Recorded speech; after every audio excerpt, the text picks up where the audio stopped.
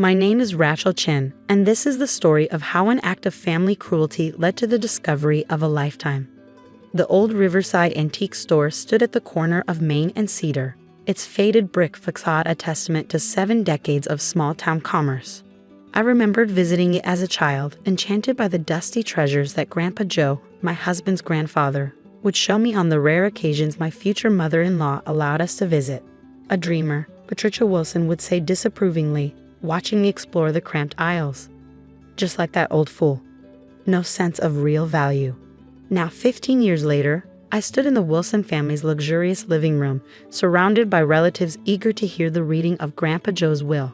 My husband Tom squeezed my hand supportively as Patricia, acting as executor, began distributing the inheritances. To my son Robert and his wife Patricia, she read with satisfaction, my stock portfolio and primary residence. She smiled, knowing the portfolio alone was worth millions. To my grandson Michael, my summer house in the Hamptons. My brother-in-law grinned, already planning his parties. To my granddaughter Ashley, my collection of fine art and jewelry. My sister-in-law clutched her pearls in delight. Then Patricia's smile turned cruel as she reached the final bequest. And to my grandson Thomas and his wife Rachel, she paused for effect. I leave my antique store, Riverside Antiques, including all its contents and associated property. The room erupted in poorly concealed laughter. The store had been losing money for years, its customer base dwindling as online retailers dominated the market. The building itself was in desperate need of repairs. Here's your inheritance, Patricia smirked, tossing me a set of rusty keys. Enjoy the bankruptcy, though I suppose it's fitting. A worthless store for a worthless addition to the family. I caught the keys, feeling their weight in my palm. Tom started to protest his mother's cruelty, but I touched his arm gently. Thank you, I said quietly. Grandpa Joe always said the store was special. Patricia's laugh was sharp as broken glass. Special? The old fool spent his last years muttering about secrets and hidden treasures. He let the business go to ruin chasing fairy tales instead of selling to developers like any sensible person would. The next morning, Tom and I stood outside Riverside Antiques. The early summer sun cast long shadows through the dusty windows, illuminating shelves of old books, vintage furniture, and countless curios. Mom's right about one thing, Tom sighed as we unlocked the door. The place is in rough shape. We should probably just sell it. But something made me hesitate. Maybe it was the memory of Grandpa Joe's twinkling eyes when he showed me his favorite pieces, or the way he would sometimes stop mid-sentence, looking around the store with an expression that suggested he was seeing something the rest of us couldn't. Let's at least look through it properly, I suggested. Grandpa Joe spent his life building this collection. We owe him that much. The interior was like stepping back in time. Every surface held layers of history. Art Deco lamps beside Victorian silverware, mid-century modern furniture draped with vintage textiles. The air smelled of old wood, leather, and secrets. I ran my fingers along a shelf, remembering how Grandpa Joe used to quiz me about different periods and styles. He'd been delighted to find someone who shared his passion for history and craftsmanship, often letting me help him research unusual pieces that came into the store. Your mother's right about the business side, I admitted to Tom as we explored. The books show steady losses over the past 5 years. But look at these pieces. There's real value here if we know where to look. Tom picked up a dusty ledger. Dad always said Grandpa was obsessed with something in his final years. Kept talking about a discovery that would change everything. I remembered those rumors. The family had dismissed them as the ramblings of a senile old man. But I'd seen the clarity in Grandpa Joe's eyes when he spoke about his research. He wasn't confused, he was excited, like someone on the verge of a breakthrough. We spent the next few days cataloging the store's inventory. Tom focused on the financial records while I explored the collection. Every item seemed to hold a story, but nothing explained Grandpa Joe's certainty about some great discovery. On the 4th day, I was examining a wall of vintage advertising posters when something caught my eye. The wall behind one poster seemed slightly uneven, with subtle variations in the brick pattern. Tom, I called, can you help me move this? As we carefully peeled back the poster, we revealed what looked like a patch of newer bricks, slightly different in color from their surroundings. In the center was a small mark that might have been decorative, or might have been something else entirely. Look familiar? I asked, pulling out my phone and opening a photo album. This symbol, I've seen it before. The photo showed a page from one of Grandpa Joe's research notebooks, which I'd discovered the day before.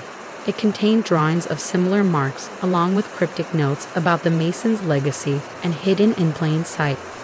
Tom ran his fingers over the mark. "It's hollow behind here," he said wonderingly. "The wall sounds different." We spent the next hour carefully examining the section of wall, finding subtle signs of modification. As the sun began to set, casting long shadows through the dusty windows, we discovered that one of the bricks could be pressed inward. There was a soft click, and a section of the wall swung open like a door. Behind it was a safe, not a modern one, but a massive antique model that looked like it had been installed when the building was constructed in the 1940s. Its surface was decorated with the same symbol we'd found on the wall. "This is what he was trying to find," I whispered, remembering Grandpa Joe's determined expression during those final years. Whatever he discovered, whatever got him so excited, it must be in here. Tom stared at the safe in amazement. "Can we open it?" I studied the mechanism carefully. It's a Mosler from the 1940s. Grandpa Joe taught me about these. They were top of the line back then, used in banks and government buildings. But we need the combination. We spent hours searching through Grandpa Joe's papers, looking for any clue to the combination. As midnight approached, Tom reluctantly left to check on our kids at the babysitter's, while I continued searching. Around 2 a.m., I found something tucked inside an old book about antique locks. A photograph of Grandpa Joe as a young man, standing in front of the store on its opening day. On the back was a series of numbers, written in his distinctive hand. My hands trembled as I approached the safe. The combination dial turned smoothly, each number clicking into place with satisfying precision. On the final number, there was a heavy clunk, and the handle turned. Inside the safe was something that made my breath catch in my throat. But before I could process what I was seeing, I heard footsteps behind me. Well, Patricia's voice cut through the darkness. It seems the dreamer found something after all. I turned to find my mother-in-law standing in the doorway, her expression a mixture of triumph and malice. Behind her stood Michael and 2 men I didn't recognize, their suits and stern expressions suggesting they weren't there to offer congratulations. "Step away from the safe, Mrs. Chen," one of the men said, reaching into his jacket. "Federal agents, we need to have a serious conversation about what you found." The beam of the federal agent's flashlight illuminated the safe's contents, rows of carefully preserved documents, photographs, and what appeared to be old military orders, all bearing the distinctive eagle seal of the Third Reich. "Step aside, please," the first agent said, more gently this time. "I'm Agent David Cooper, FBI Art Crime Team. This is Agent Martinez. We've been monitoring this building for months." Patricia pushed forward, her designer heels clicking on the hardwood floor. I knew that old fool was hiding something valuable. As the executor of the estate, I demand. "You're not demanding anything, Mrs. Wilson," Agent Martinez cut in. "These documents fall under federal jurisdiction." I found my voice. "You've been monitoring the store. Why?" Agent Cooper began carefully removing items from the safe. "Your grandfather-in-law contacted us 6 months ago. He wanted to ensure these documents would be properly handled after his death. He just never told us exactly where they were hidden." "But what are they?" Tom's voice came from the doorway. He must have returned and heard the commotion. "Your grandfather," Agent Cooper explained, "wasn't just an antique dealer.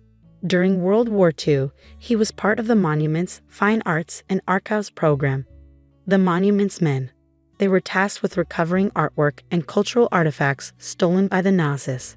As the agents laid out the documents on a nearby table, the story began to emerge. Grandpa Joe had been stationed in Germany after the war, helping track down looted art. He discovered evidence of a massive collection, priceless works stolen from Jewish families across Europe, that had never been recovered. These documents, Agent Martinez said, pointing to a stack of yellowed papers, appear to be original Nazi inventories and shipping records. Your grandfather spent decades cross-referencing them with insurance records and family claims." Patricia's face had turned an interesting shade of red. "Then the art. Where is it?" "That's the real discovery," I said quietly, reaching back into the safe. I pulled out a leather-bound journal, Grandpa Joe's research diary. He found it all. Every piece. The journal detailed how Joe had traced the art to various museums and private collections around the world. Works that had been sold through seemingly legitimate channels, their dark history carefully hidden. He had documented everything: the original owners, the theft, the subsequent sales, and most importantly, the current locations. "This is worth millions," Patricia breathed, reaching for the journal. Agent Cooper smoothly intercepted her hand. "This isn't about money, Mrs. Wilson. These are crucial historical documents that will help return stolen artwork to the families of Holocaust victims. Your father-in-law's work will bring closure to hundreds of families." "But the store," Michael protested. "The property is part of something much bigger," I interrupted, understanding finally dawning. I opened another folder from the safe, revealing architectural plans of the entire block. Grandpa Joe didn't just own the store. He bought the whole building, and the one next door, through a separate holding company. Tom took the plans, his eyes widening. "These buildings, they're in the middle of the proposed Heritage District Development Zone." I nodded. "The developer that's been buying up downtown properties, they can't complete their project without these buildings." Grandpa Joe knew that. He also knew the historical significance of his discovery would make it impossible for them to tear down this site. Agent Cooper smiled. Mr. Wilson was very clear about his wishes. The buildings are to be converted into a research center and museum, dedicated to documenting the ongoing effort to return stolen art to its rightful owners. The FBI's art crime team will be establishing a permanent office here. Patricia looked like she was about to faint. But the inheritance is exactly what Grandpa Joe intended," I said firmly. "A chance to be part of something meaningful, something that helps bring justice to families who lost everything. The store wasn't worthless, it was priceless, just not in the way you measure value." Over the next year, Riverside Antiques transformed. The retail space became a public museum, telling the story of the Monuments Men and the ongoing fight to return stolen art. The upstairs offices housed researchers and FBI agents working to trace artwork using Grandpa Joe's meticulous records. Tom and I were appointed to the museum's board of directors, along with representatives from various Holocaust survivor organizations. The developer, eager to salvage their project, agreed to restore both buildings to their historic glory and incorporate them into their plans as a cultural centerpiece.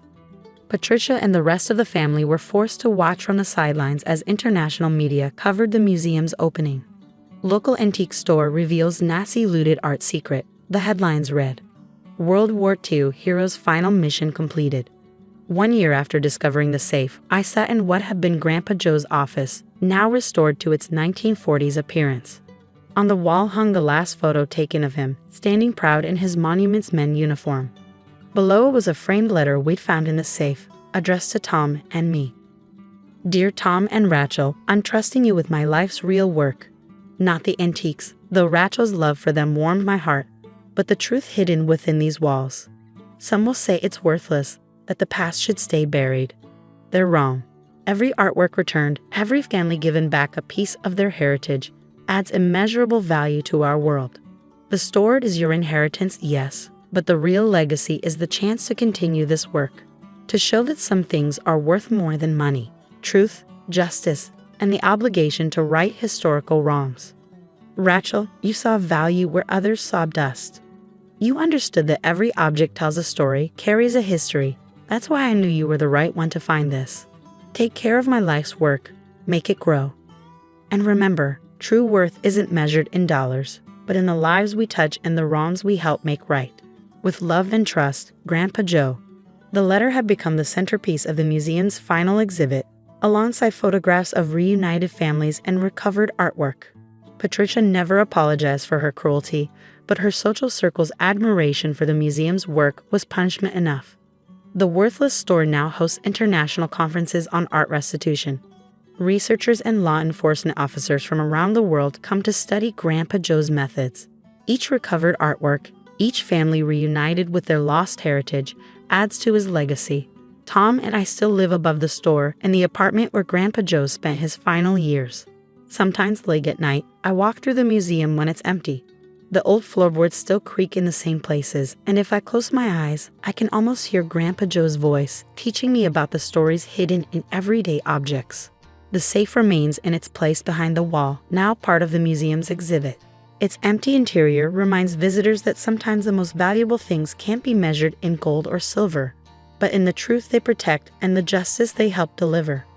As for Patricia and the family, they received something far more valuable than property or stocks, a lesson about the true meaning of worth.